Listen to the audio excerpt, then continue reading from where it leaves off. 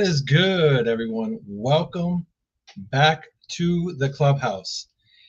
It's your boy, the guy that everyone loves to hate, the Crooked Commish. We're back at it again to talk some more fantasy football. We had a few things happen this week. Aaron Rodgers made his decision and finally picked a team and decided not to retire and to grace us all with another fantasy football year. You know, for him to go into redraft leagues and get drafted so he can lead your team in the loser bowl. So, or maybe he has a flashback in time and he's the old Aaron Rodgers that, put up 35 touchdowns and can have just one last hoorah and take the Steelers deep into the season, maybe a playoff berth, and save Mike Tomlin's job, or not. So I would prefer that, especially when the Steelers come into town, into Chicago, and see if he still actually owns the Bears. So we'll see. Tonight we are going to have a new guest to talk about Rodgers and his new team. We have a Steelers junkie on the line, but he's also a family member to me as well. So going to have him on, get his takes, his insights, his thoughts on how he views and how he likes Aaron Rodgers being the new QB on his team. And then, of course, we'll also have my co-host, the Mouth from the Bay.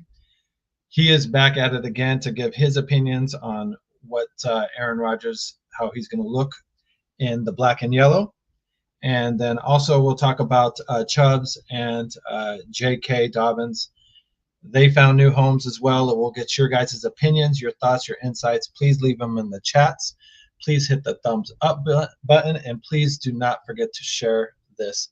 So without further ado, let's go ahead and get into it.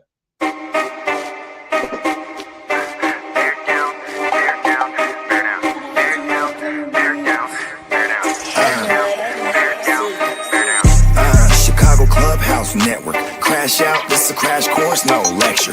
Lay hack, keep a signal caller under pressure. Check the stats, finna up the score for the record. Chicago Clubhouse Network. Crash out, this a crash course, no lecture. Lay hack, keep a signal caller under pressure. Check the stats, finna up the score for the record. Introducing first, he the Crooked Commish, making sure it's understood that he him. Next up, he the Mouth from the Bay, dynamic duo. Hit you with an ounce of that game, they make you bow face and salute the truth. Curve all the blase blind, the whoop-de-whoop. On the path to the bag, got that money and the power. They gon' ball every fantasy football hour. Got them sour, these hacks can't hack it. Meanwhile, they on point like a cactus. Want smoke and get smoked like some cat piss. If you can't be good, then maybe good at it. Ay, Chicago Clubhouse Network. Crash out, this a crash course, no lecture. Lay hack, keep a signal caller under pressure. Check the stats, finna up the score for the record. Chicago Clubhouse Network. Crash out, this a crash course, no lecture. Lay hack, keep a signal caller under pressure. Check the stats, finna up the score for the record.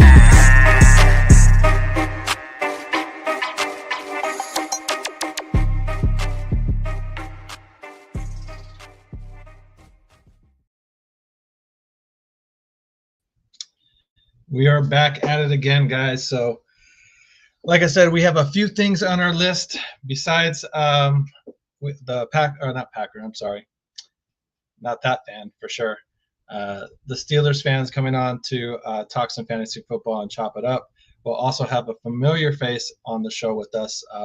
Bogey from the Gen Wealth Network will be back with us in the clubhouse again to talk some more fantasy football. So, like I said, don't forget to hit the like button and subscribe.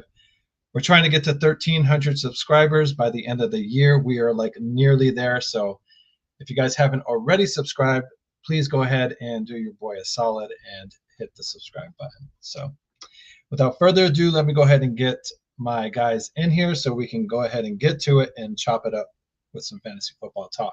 So first guy that's up is very loud and clear, and he is the mouth from the Bay. If you haven't heard him, you will be hearing him. So, what is good, my What friend? up, y'all? Hey, how you doing? How's it going, man? Haven't seen your Good, ugly man. face in a few days. It's good to see you again.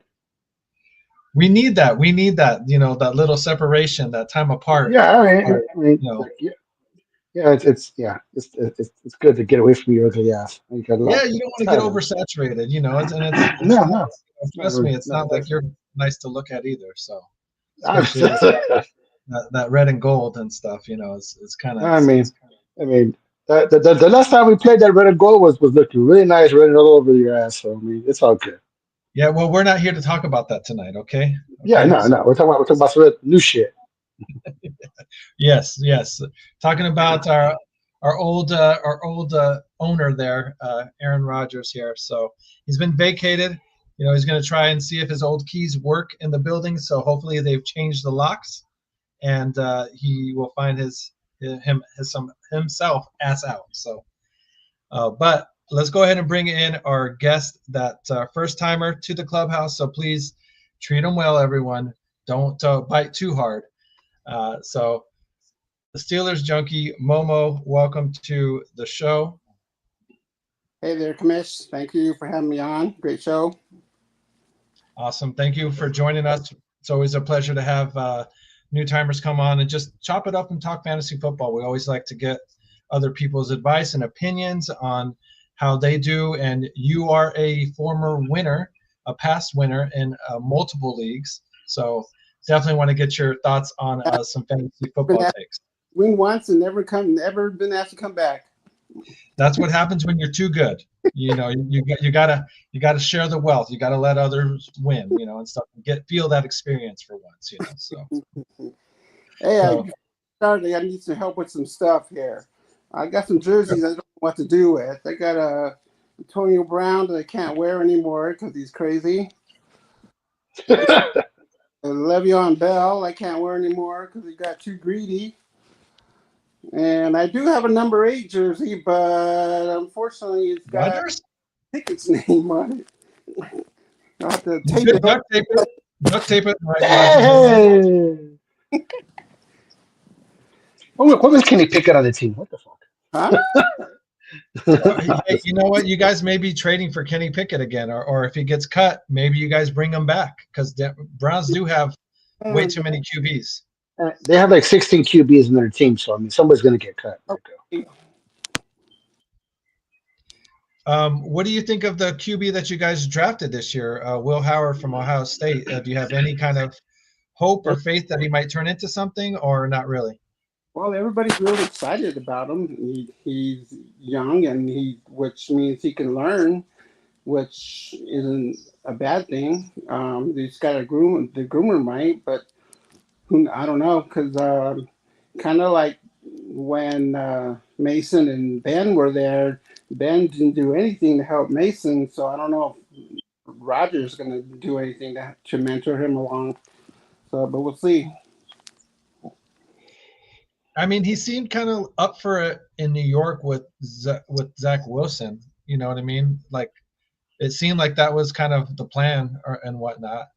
But so hopefully he wouldn't be too against it. But you would think if he were to do that, they should have signed him earlier, or is he going to be in the OTAs and kind of come in earlier and stuff? So how do you feel about Aaron Rodgers now being on your team?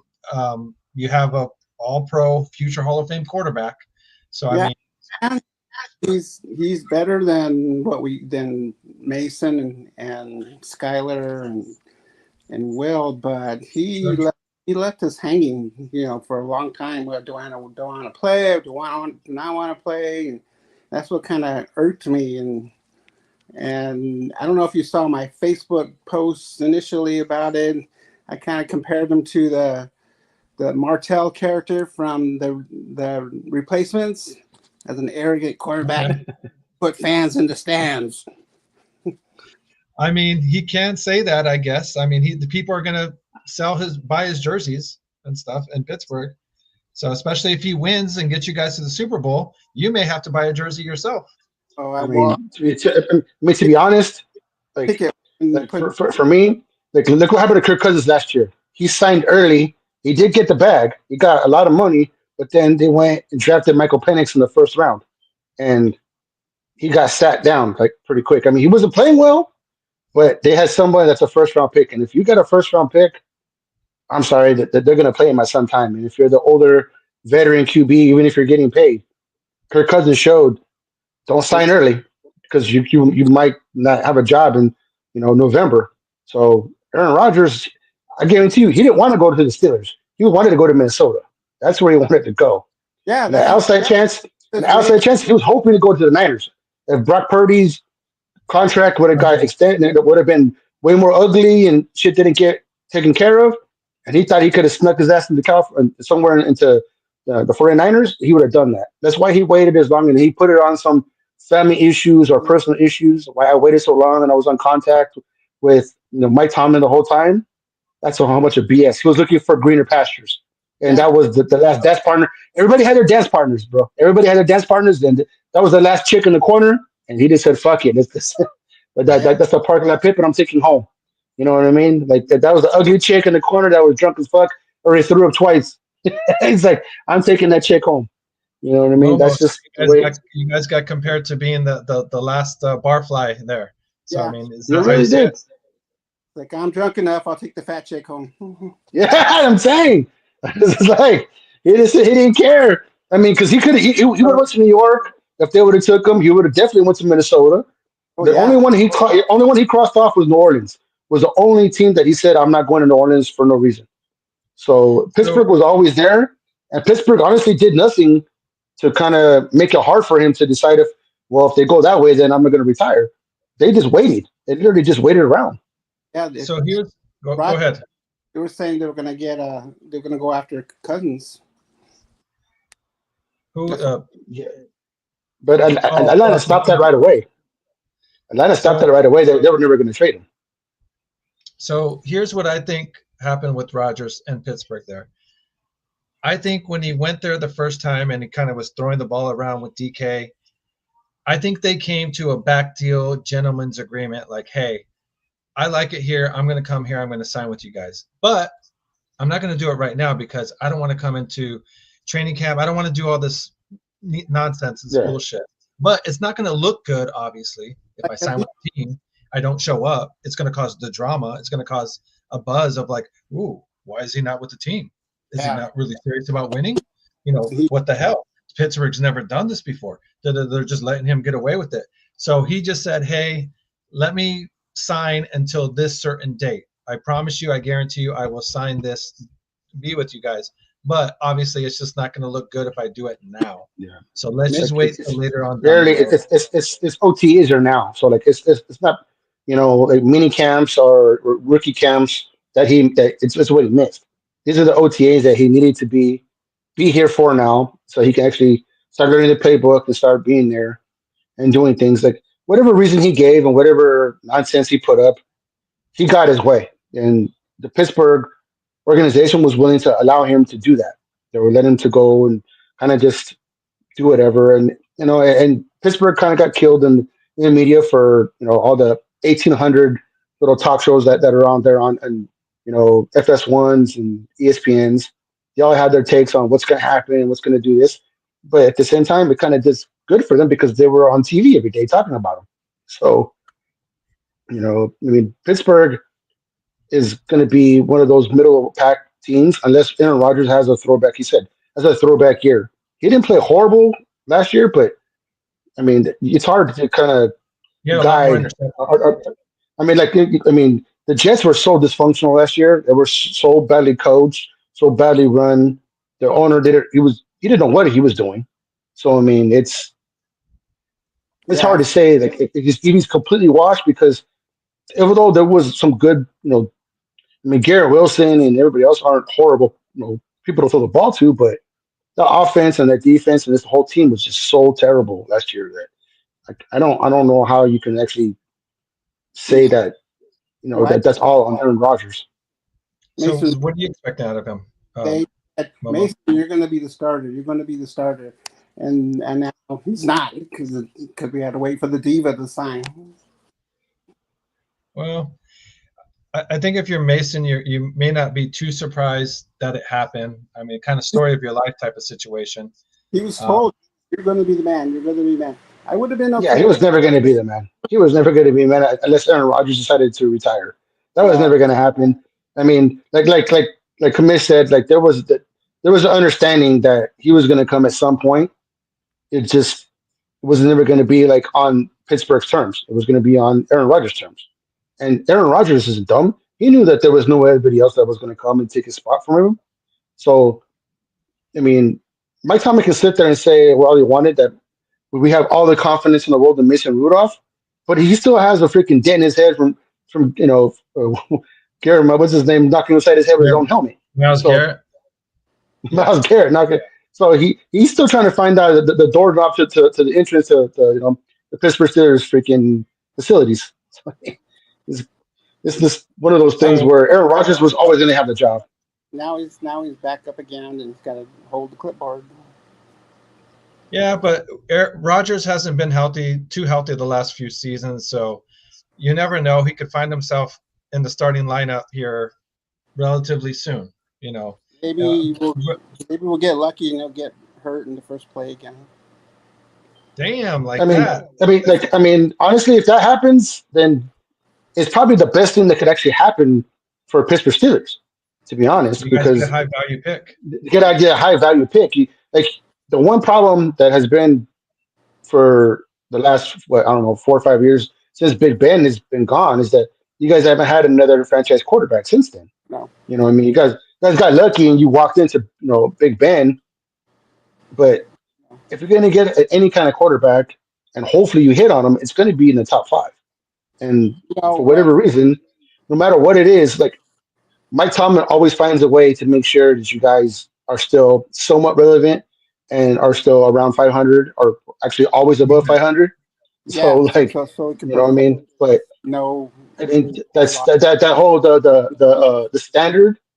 The standard right now for the last 10 years is get to the playoffs and lose. So that has become the standard, and that's not. I mean, the last 40 years, if you've been a Pittsburgh Steelers fan, you know that that's not the standard.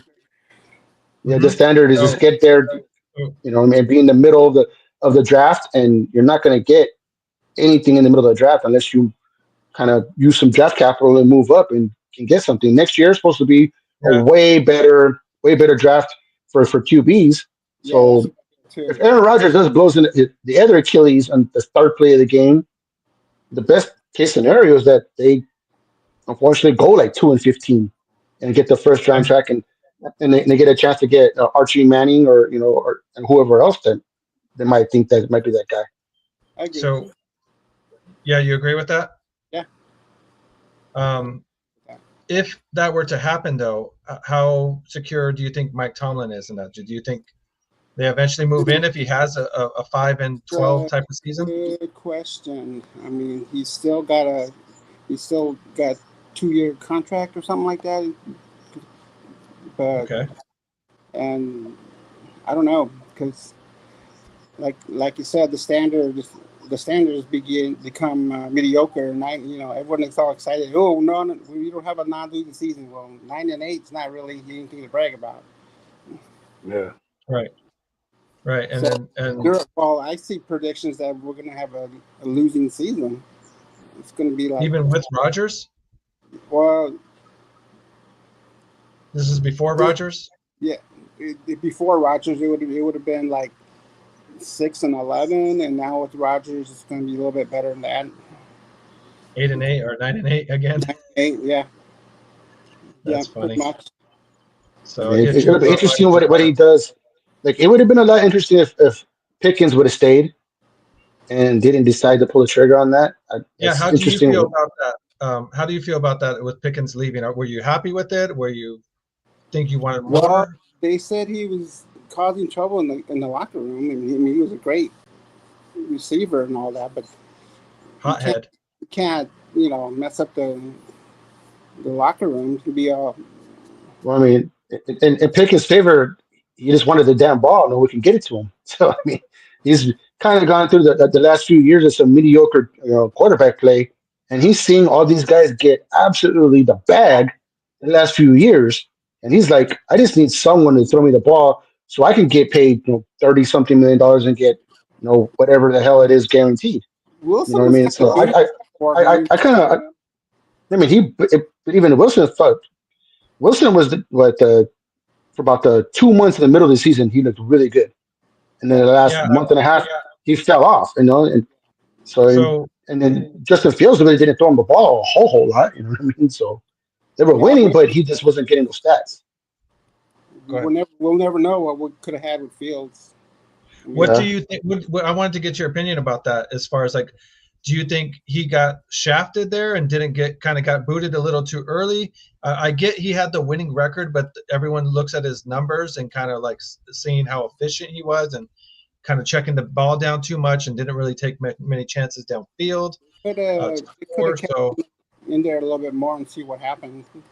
If he started to fall off like Wilson did, then yeah, okay, I get it. But he, at least he can run with the ball. Wilson, he's pretty much a statue in the pocket. right, Yeah. and he doesn't have the And big honestly, man with those structure. to him. with those checkdowns, I think he was more worried about losing that job because he knew Russell Wilson was coming. Like he didn't want to have the big mistake.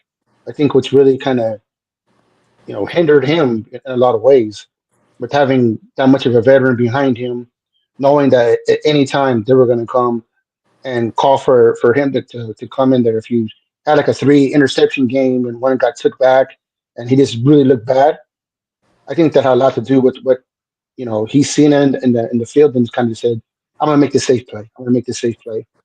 So Our that first was game, the big reason what I heard why they decided to go with Russell Wilson, so that way that they could kind of open up the offense. And for the Right. first 5 or 6 games, it looked great, like a great idea.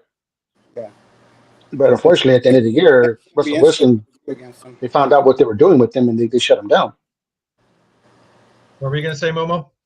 That the first game against the Jets is going to be interesting. Yeah, they said it was the first time that two of the quarterbacks switched teams, basically. So and I didn't think about it like that, but that is kind of funny. So overall, before we move on to some of the running backs that signed recently, just your final expectations. What are your thoughts on what Aaron Rodgers is going to do and how you guys' record's going to be this season? And fantasy-wise, do you think he's draftable in a redraft league, or is he one of those guys you just let him hit free agency and see how it goes? He might be like in the top 10. Depends if we get another star receiver like they're trying to do. Okay. I mean, otherwise it's going to be like Metcalf's going to be like Pickens, be the only star and be the only guy to throw to. But Well, you got Pat Fryermuth too. I mean, he's a solid tight end. There's rumors about picking up Janu Smith from Miami, tight end, and that might work. There's also, who else did I hear about as a receiver? I can't remember. There's somebody else they're looking at to pick up. Like another good receiver would help, and you would probably get Rodgers in the East top 15, top 10. I don't think it'd be 5, but being 9 and 8. So is that what you guys? Was that kind of what you're predicting or thinking? You guys will be around 9 and 8, maybe 10 and 7 at the best. Yeah, and if we're lucky, we might get past the first round with Rodgers. Okay, but so getting to the AFC Championship or Super Bowl would be a pleasant surprise for you then. Yeah, that'd be awesome, but I'm not gonna pin all my money on it. Yeah, I bet you. Maybe a free roll you might throw in that. Like, hey, what the hell? So, some house money, throw it down, let it ride. So I want to give a quick shout out to the chat real quick. I haven't really acknowledged you guys, but Lee, thank you very much for chiming in, checking us out. Janet, hi, good to see you tonight. And then TC, Tommy Kanatsa, thank you. Good thank you for checking us out. And of course, Neon Peacock, the guy that's responsible for making these shirts and whatnot. So he's joining. Thank you for joining and checking us out as well. And thank you for the shirt. Tonight I'm wearing the one where we're on the back here. We got the Mal from the Bay and myself on the back, the NBA Jam style version and stuff. So I'll post the website and the link on there for you guys to check out his website to help support us if you guys like. So, and or any other shirts. Have a bunch of different shirts, not Chicago related or whatnot. So he's the guy that can make any kind of idea for a shirt that you want. Let this guy know, and he'll hook you up, guys. And of course, don't forget to hit the like button. So do us a favor, subscribe, help us get to 1,300 subscribers. That would be awesome if you could do that. So, guys, before we get talking to the running backs here, our fourth guest has joined us tonight. So let's go ahead and bring him in here. Like I said, a very familiar face to the clubhouse. You guys have seen him before. So please, he listened to us when we said, hey, come back. He decided to do that and find his way back to the clubhouse. Boogie, what is good? Boogaloo Boogie! What's up, my man? Dude, my bad. I totally couldn't find my phone. It was in the car, and I was like, the last place I look, I'm like, fuck, let me check the car. Because I just wanted to just listen to something for a second. I didn't even think I had my phone on me. Anyways, my bad, fellas. I'm here. No, all good. Happy you could do this. Yeah. What's happening? What I missed? Nothing. We were just got done wrapping up talking about Karen Rodgers. I mean, God, I did it again, guys. I did it again. Oh, yeah. Not Karen, Aaron Rodgers with Pittsburgh. It's like a Bears thing. It's a Bears Yeah, thing. You might have got it right the It's first accent thing. It's a Mexican. It's kind of part of my Mexican accent. I don't pronounce words very well. You know, Mexican so accent. What? yeah, When you become you Mexican. too, right? He's like an Italian. He's like an Italian Mexican, you know? It's like about to. Hey, He ends with a vowel. Forget about it. Forget about it. Okay. See, Yeah. see there it The is. Chicago way. Hey, just say taco one time. Damn. Taquito. So anyways, let's get refocused. We're getting off the rails here. So anyways, we're talking about Aaron Rodgers, him with Pittsburgh there. How valuable do you see him real quick and redraft leagues? Do you think he's a QB worth drafting in redraft leagues, being with Pittsburgh and with DK? Or is he someone that you just hit the free agent market and maybe you pick him up if he eats up or if you're desperate? Yeah. In a single QB, like a traditional like 12-teamer, he's like a streaming option. Probably just pick him up if I can get to him on a bye week for like my starter. If I'm in a deeper league, like maybe like 14-team single QB, yeah, I probably might take a shot at Rodgers because I tend to wait on QB. So if I wait too long and people start getting snatched up, I'm okay with taking a shot on Rodgers. And then in a super flex, yeah, he's going to be a back end second QB on someone's team or maybe even one of mine. But if I can get him as a third in a super flex redraft, I'm kind of loving that because then QBs are the very rare commodity to come across in a redraft super flex. You know what I mean? Yeah, for sure, Yeah. for sure. Yeah, and then just quick thoughts on because I did see the docket when you sent me, so I did have a little bit of thoughts on Rodgers. I do like Rodgers day one to just like kind of click over there because it's what's his name? Arthur Smith.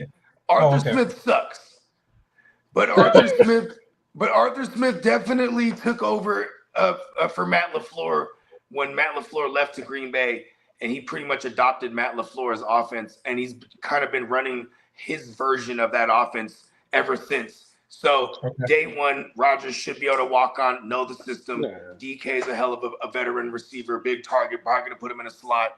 So I do like him for fantasy purposes. And, there's really no one else there. So I kind of like the concentration of the target market share to him. I like Caleb Johnson. Everyone just gets a little uptick because Rodgers Pat is there. Freiermuth. Pat Freiermuth. I mean, another flyer late if you're in a tight end league. Right? Why not take a flyer? I mean, we're looking for touchdowns in most tight ends. If you're not getting like the top 5 or 6 tight ends, you're pretty much just touchdown or bust every week anyway. So a guy who definitely favors tight ends in those situations too. So All right. Good I points. kinda Good agree. points. He's kind of a QB2, unless you're in a deep league, like 14 league team. I think I could put him like QB 18 to 24. So yeah, Okay. back in Well, QB yeah, two. backup. That's what I meant. Like Yeah, QB2 yeah, backup. sure. Yeah, definitely. I could see him one of the guys that, like, when your main QB's hurt, he's a solid guy to throw in there, or on a bye. But I could Well, depends on the definitely first not three thinking. games how he does. First 2 or 3 games and see how he does. I Yeah, think if he gets he's a veteran. drafted He's a veteran. Just and you like you're see what he saying with does, yeah. He and you definitely have one heated of the up by top. the end of the year last year, and I Yeah, think yeah. we're Well, he's starting to get more healthy. yeah, exactly. And So that we're a few years removed from that Achilles, and we have a few more they should have a walks that decent run count the game. rest. If he can get past the first play, wink, wink, and he'll be all right. For real, huh? Yeah. So, you just got to make it out the first 5 minutes. They were like, we're not going to say you're signing here. Go ahead and get married, and just stay safe. Hey, Because they're like, don't wouldn't even that be come crazy to get a anywhere near football freaking until it's close as jailhouse possible. blitz first play of the Just to game to stay see what they safe. can fucking see what he has? Jailhouse blitz, freaking zero coverage. Bring that house in the first play of the game to see how he fucking does. I don't They're care. playing Like the that. Jets. They're playing the Jets week Yeah, 1. that's my point. Like that would be like such crazy, like just It's like a double all the way revenge around narrative. symmetry, all the way around symmetry. If like they brought the house, everybody came and they broke his collarbone or something. Somebody lands on him and he's Right. done the first play of the game. He's actually Like broke that the would be just collarbone crazy. twice in his career. Yeah, that's my point. Make it And 3 more Once to times. the Bengals, once to the Vikings. that that would be insane if like they do like something insane like that. It's like zero blitz. Bring the house. And just someone lands on him wrong, and all of a sudden Rogers gone for 3 months. And then we get racist Rudolph. Rogers, he owes us one because he took our 7th ring from us, so he owes us one to get that back. All right. You ain't lying. That number 7 was in your sights right there. I forgot that was 2010. You're right. Oh, we don't forget. We don't forget. We know. I was definitely cheering for your team that Super Bowl for sure at the so. Well, let's shift a little and talk about these running backs that have found new homes here. So Rub-a-Dub Chubb has found a new home and is now with the Houston Texans. Nick Chubb there signed a 1-year deal. And then also J.K., just kidding, Dobbins signed with the Denver Broncos and kind of is saying, J.K., you're not going to get all the carries, RJ Harvey. I might be stealing some of those carries from you. So what are your thoughts, Mouth from the Bay first, to start there? What are your thoughts on those 2 signings, and which one of those 2 would you be more intrigued in drafting in a redraft league? I guess, for me, I guess out of the 2, because you don't just know how healthy Nick Chubb is anymore. Unfortunately, I don't see him as being the same running back. He's just too many injuries to those knees. And then it's just one of those things. And Joe Mixon, like, he didn't let Damian Pierce almost get 0 runs. So I don't want to see Nick Chubb going in all of a sudden just having a renaissance unless he has some brand new knees that he got built over the offseason. So, JK's problem is he just can't stay healthy. Surgeries. You know, it's like JK just can't stay healthy. State-of-the-art knees. You know what I mean? Maybe if they got some brand new titanium knees in there, some space age, no one new says, age what stuff. If he's better than ever? Maybe, and if that's the case, then he might have a chance if Joe Mixon kind of has a couple of nicks and bruises and is out for a game or 2. But he's been pretty healthy the last few years. The interesting one is what's going to happen in Denver, because RJ Harvey is pretty much entrenched number 1. Like they drafted him for a reason, to be the number 1. And I guarantee you, the best way to help Bo Nix keep moving forward is to run that ball, do play action pass, and do everything that he wants. JK had the chance of a lifetime last year to kind of take the keys in LA, he had 1,000. And he looked great last year until he got hurt. Out from scrimmage. And then the end of the year, that whole month and a half, 2 months run that he had for fantasy league, he looked like he was coming like everybody that's like geniuses for drafting him, held on to him too long and lost games because he went down again. And then he came back and he never looked the same. It never looked the same. And just, it's one of those things that he might get some kind of run, but that's only if RJ like starts having some kind of fumble issues or he kind of gets nicked up, and maybe he has that lightning in a bottle 2 or 3 games.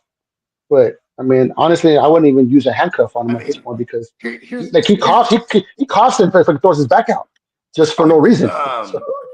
When it comes to going back to Chubb real quick, you know what I mean? Like, I mean, before last year, 5.5 yards a carry was his career average. And then he plays off the injury last season. And one of my rules of thumbs is when they're coming off an ACL, I kind of avoid that running back the very next year because they're usually plagued with other injuries, especially like hamstrings and various things like that. And it's kind of happening. Soft tissue. Soft tissue, shit like that. Like, so I just kind of stayed away from Chubb in that aspect. But now we get a full entire 2 seasons now removed from said injury. So, and we've seen he started his NFL career coming off of ACL.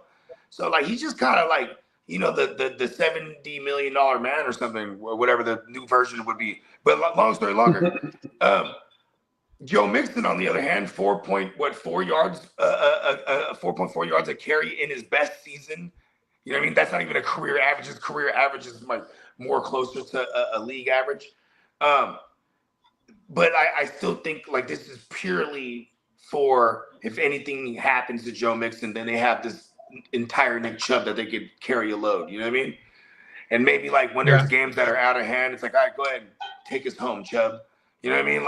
I don't really see it affecting, but in the best way it affects Joe Mixon's ADP because I feel like he's going to drop now a little further, and so I do like Joe Mixon a great deal still. And as far as the Harvey thing, you can go back to the 2018 Saints with Sean Payton, and you had a sophomore Alvin Kamara and Mark Ingram was the other guy, and they actually led the league in rush attempts and total rushing touchdowns as a team that year, and they actually they were number 4 all time, I believe, if I remember correctly. 4 all time in total rush attempts on a season of all time. So we've actually seen Sean Payton have this in his repertoire because when people tend to think of Sean Payton, we're thinking of taking it to the skies and throwing the ball, Drew Brees, 5,000 yards. The later years of Sean Payton with Brees, they were running the ball a fuck ton. So I don't think J.K. Dobbins with a $5 million 1-year deal really affects my RJ. Maybe it does initially for redraft, but for Dynasty, I'm trying to buy all the RJs right now because maybe the owner is panicking a little bit. Oh yeah. For sure in Dynasty, but in the redrafts, which one would you feel more comfortable? RJ to be be more predictive. JK or first. Okay. I think there's going to be people that want to take JK first, and then there'll be other people that just will stay away from the situation. Both of those guys are going to fall. And then more than likely, if I had to choose between one of the two and we're in a decent round territory, I'm still going to take RJ, bro. Because if the further he falls, I don't need to depend on him. I could house him on the bench until he's ready to go and get in that lineup. You know what I mean? My worry is that JK will get hurt in a practice or something. You know what I mean? He's just hasn't shown the ability to stay healthy for any amount of time. He literally tore his ACL 1 year. 1 year he tore his ACL in the preseason. The very next year in the preseason, he ruptured his Achilles. He does it, man. Yeah. Momo, go ahead and jump in. Are they are they run by committee team there? Or? Oh, for sure. Oh, it's more. I would say it's more timeshare than RBBC.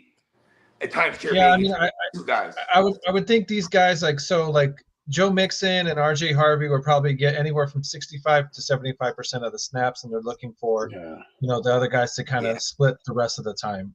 Between Nick Chubb, and the other running backs there, and the Browns. They got Chubb and Woody over there. Yeah, I mean the Browns have a decent amount of running backs as well. I mean, pause there. His name is Woody Marks. They're just their names. I didn't name them. I'm not his daddy. I didn't name him. Which one out of the two are you more intrigued with as far as in redraft leagues?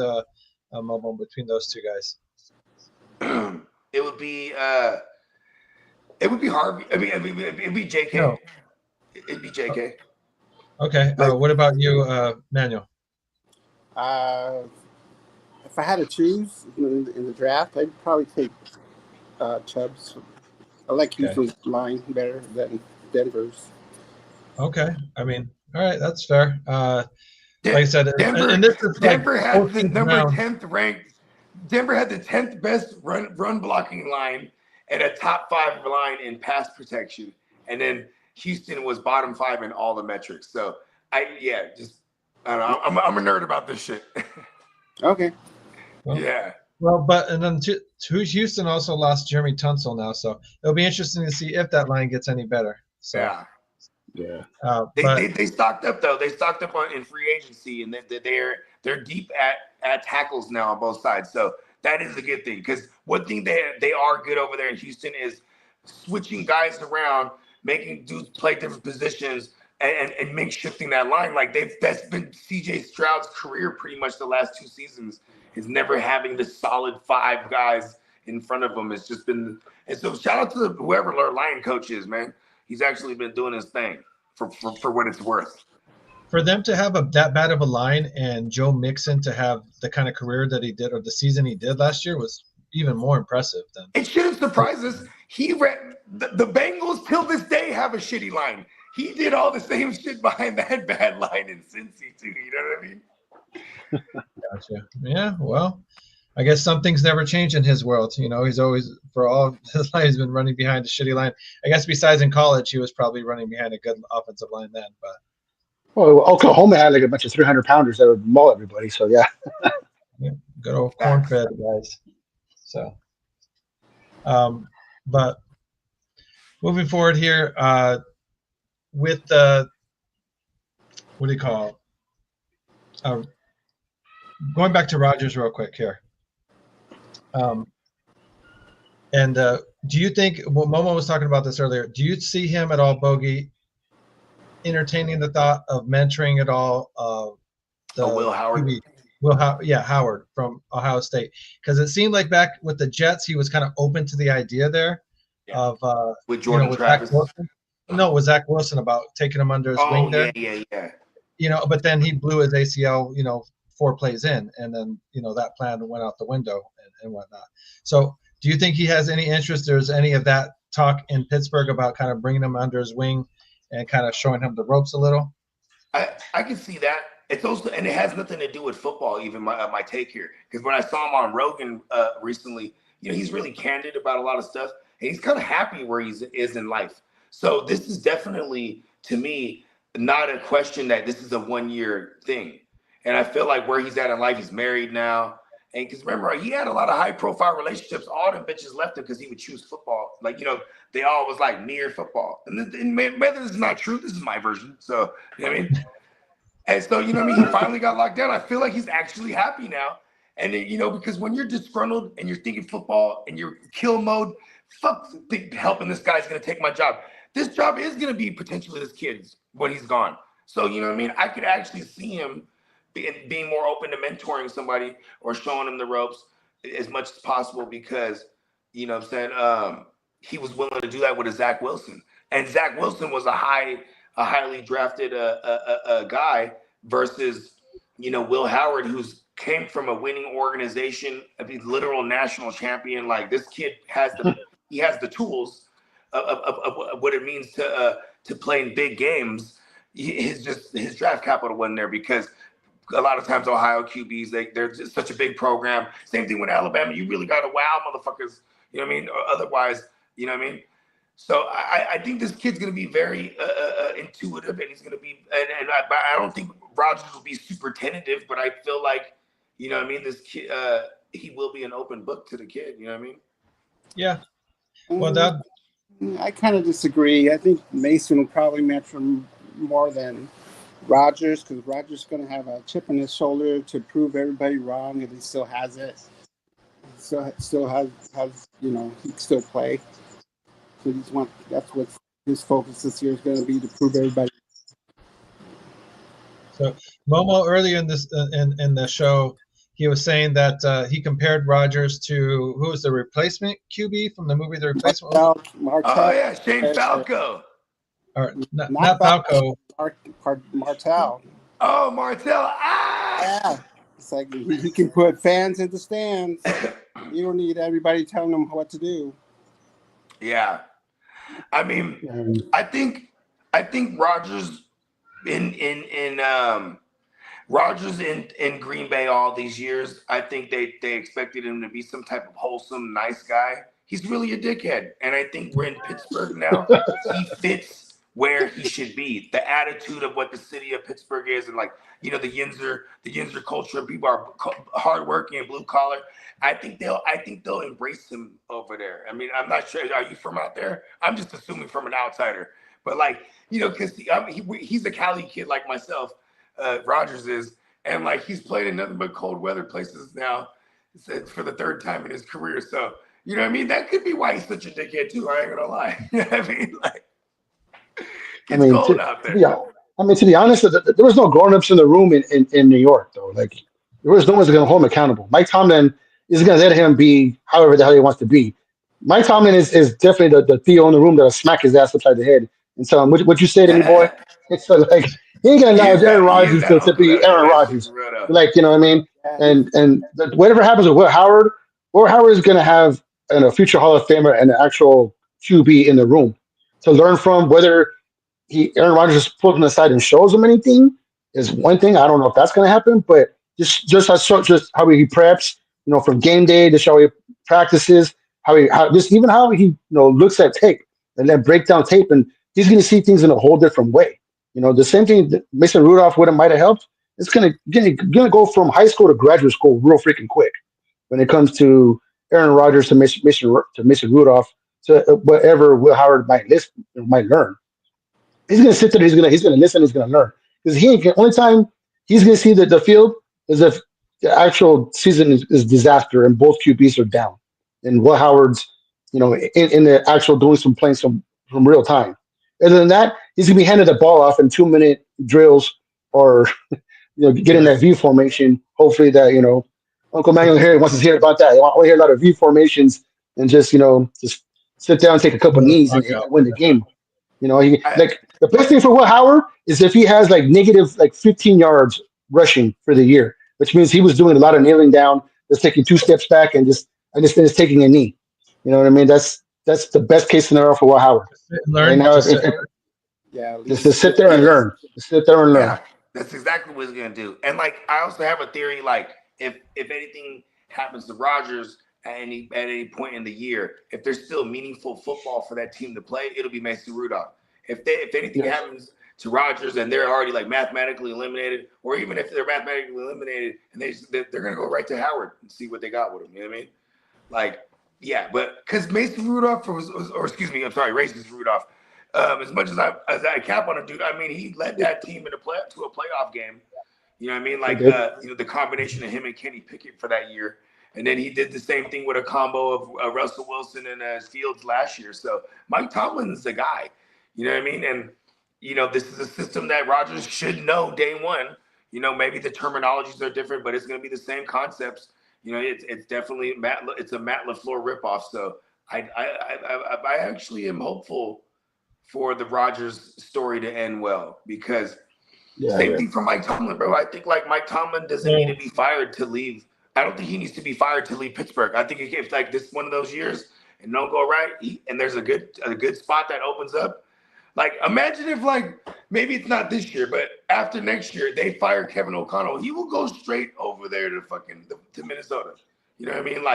Mike Tomlin has been one of the best coaches, but people call him mediocre because the players still got to execute for him. You know what I mean? But just being he's never had a losing season ever. You know what I mean? This is where I kept saying it all offseason too. Rodgers is only going to go there. Why would he entrust the last year of his career, his last year, with anybody else right now? You know what I mean? Yeah. So go ahead, Momo. I know you're chomping at the bit here. What's your opinion with Tomlin, being a Pittsburgh fan? It's do or die for him this year, probably. So playoffs another mediocre year. The Rooney family will have something to think about. Yeah. So, well, one of the things we also were saying is if they do have a bad year, like if God forbid something happens to Rodgers where he gets injured early and stuff, and they end up having a year where they have like a top 5 pick and stuff, in line to get maybe an Archie Manning, do you keep Tomlin in line to draft that new rookie quarterback like the Archie Manning to help develop and bring him along? Or you clean the slate and bring in a new coach and, with the whole process there? Bring in a quarterback coach, one that knows about. I think at that point it's that time. I mean, like I think Chuck Noll finally started having losing seasons, but he got replaced by Bill Cowher. Bill Cowher finally had the losing season before he got replaced by Mike Tomlin. Right. And if Mike Tomlin has that losing season, I think it's the perfect time to let's have a mutual agreement. We're gonna mutually part ways, and Mike Tomlin rides off into the sunset, takes a year off, sits on the CBS desk or wherever else, and talks about football for a year, and then goes and gets another job if he wants one.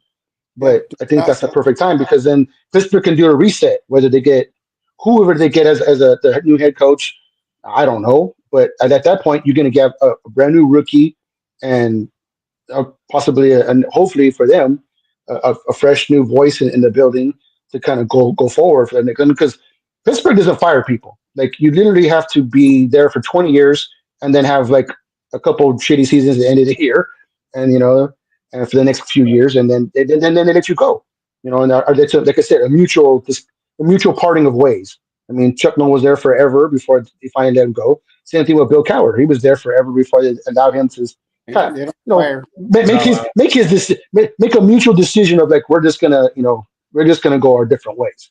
And I can see absolutely the same thing with Mike Tomlin. If it doesn't work out, if Aaron Rodgers actually just shits the bed and doesn't have a great year or gets hurt or something, who knows what it is. And Mike Tomlin decides, you know what, I'm always in a hot seat. It's time. I'm just gonna go sit, on some set and talk football. And they talk about like Mike Tomlin is the best speaker of words, so he's gonna get paid by somebody to go talk about football. Whether it's on Thursday night prime time or wherever. I've never heard football. This. He's the best speaker of words thing. Oh yeah, talking about freaking Mike Greenberg. Mike Greenberg loves him. Antonio Brown. Mike Greenberg level. Antonio Brown hears a bunch of voices in his head, so he don't know which one was talking to him. That's a big difference, bro. Antonio Brown had like 8 different freaking voices in his head. He didn't know which one was Mike Tomlin. 8 different personalities. He was hearing all kinds of voices. But Antonio Brown is still hearing voices, bro. Antonio Brown is the actual Split, that movie, or what's the movie from? Yeah. You nailed it. Like Antonio Brown has an argument with himself on Twitter by himself. Like he literally tweets himself and argues with himself by himself. You were the baby when it came out. Yeah. So real quick before we wrap it up here, I just want to get your guys' opinion here on redraft leagues, strategy-wise and whatnot. Where do you like to be positioned in a redraft league? Do you prefer yourself to be in the early parts, in the beginning parts, so you get that solid blue chip player? Or would you rather be in the background to get 2 solid players? Or are you that crazy fuck that likes to be in the middle and get, whoever's left around to you in the middle? Nobody likes to be in the middle. Nobody wants to be in the middle. You either want to be in the front or you want to be in the back. You want that wraparound as much as possible. And you know what I'm talking about, Anthony? Get that wrap around. I feel like we should just pause in order. Pause. Come on now. Let's call it reach around. I like being on the back end. Pause. You know what I mean? Like because the swing around is gay. Because I like going receiver heavy, and say you're at the 11 spot at a 12 team. Anywhere from like 9 to 12, I like this year because man, I'm gonna get 2 solid receivers. You know what I mean? I'm gonna feel really good. You know what I mean? Most people go running back heavy early. I'm okay with that. Running backs die; they have a higher probability of dying. So like, I like the you know what I mean. And plus, we played all PPR leagues, and we usually have 3 wide receiver sets mandatory. So I emphasize the need of those receivers and the fact that there are the people that are going to go and nothing knocking them. You know what I'm saying? The Gibbs or Bijan or Saquons of the world. You know what I'm saying? Even Genty. I've been seeing in a lot of instances get pulled up in the first round. Whoever takes those guys, those aren't bad picks. But those guys, God bless them, because they're going to push down those receivers that I want. You know what I mean? So I can swing around and take two of them. You know what I mean? Yeah, I hear you. And that's a solid strategy. Like I said, I don't mind being in the back end to get two solid guys. It's nice to get those Christian McCaffrey type of guys when they're in their prime and stuff, and AP type of guys, because they get you a solid. It seems like their floor is 22. 20. Yeah, and their ceilings like anywhere from like 30 to like 40 possibly. On really good days. Yeah, they're worth spending up on, right? So. But, I guess you could say Gibbs and Bijan, and even if you're going to chase Saquon's 2,000, those guys are in that territory. Hey, Genty's probably a lock for 300 touches as long as he doesn't die on us, right? Like, he's probably a lock for 300 plus, you know what I mean? As a rookie. There's who else is there, right? I mean, I guess Raheem Mostert is there, but,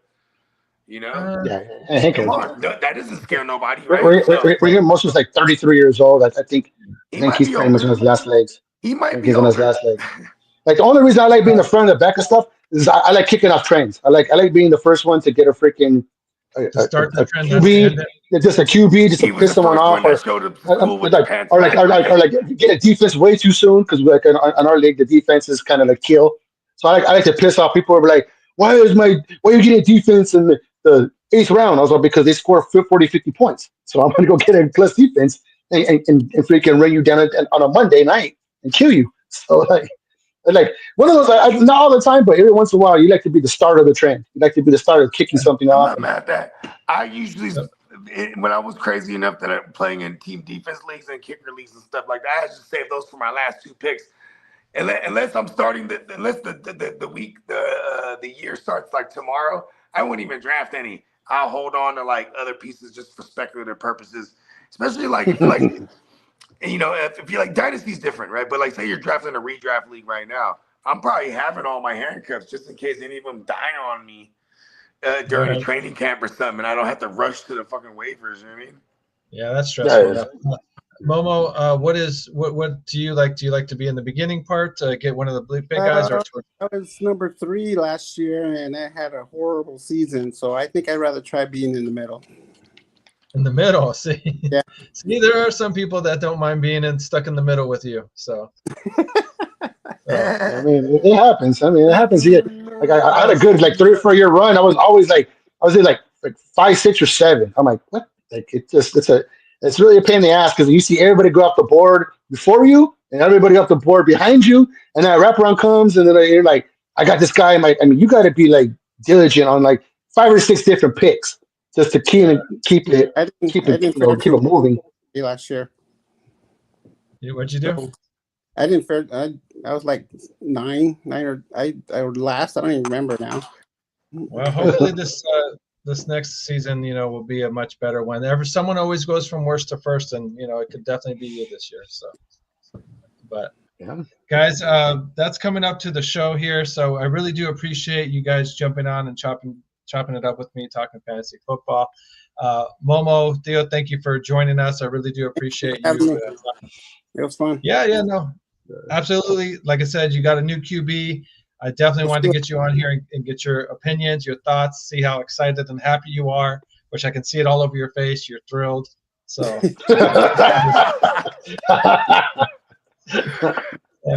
you're a great reader. It's like he can choose his own QB in like the 3rd play. He said like the 3rd play if he goes down. Oh shit.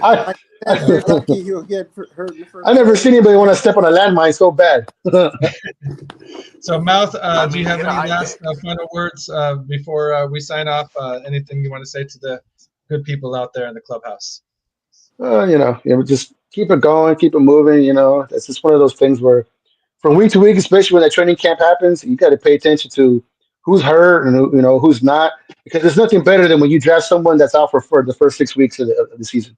So that training camp and these OTAs that are coming through, you got to pay attention to everything. I mean, like we had our dynasty draft like in May, so that's one of those things. Like now you got to pay attention and That's pretty keep late. on it because I ain't gonna lie, that's kind of late for Dynasty.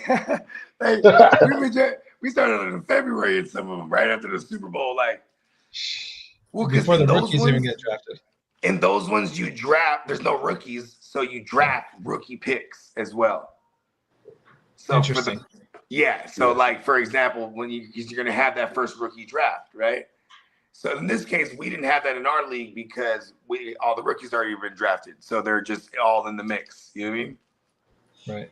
I like that though.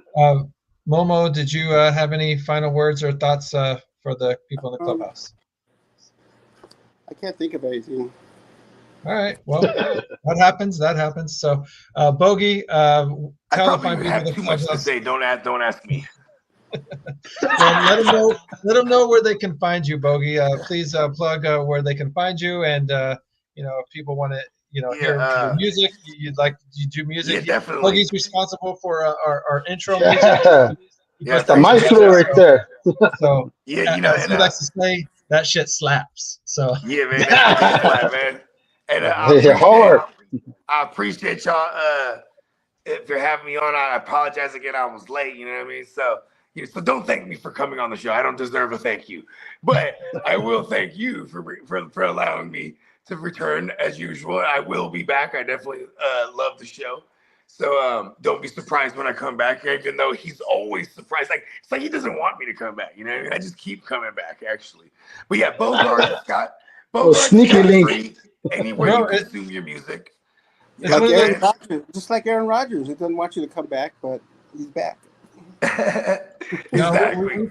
We tell all our guests. We tell all our guests here. Hey, so come back. And anywhere you consume your music, Apple, Spotify, YouTube, things of that nature, just search my artist name, Bogard, Scott Free, and Gen Wealth Net on YouTube, and Gen Wealth Net _ all one word on Instagram. All right. Well, thank you guys again. Power. Absolutely. What's my favorite problem. Power?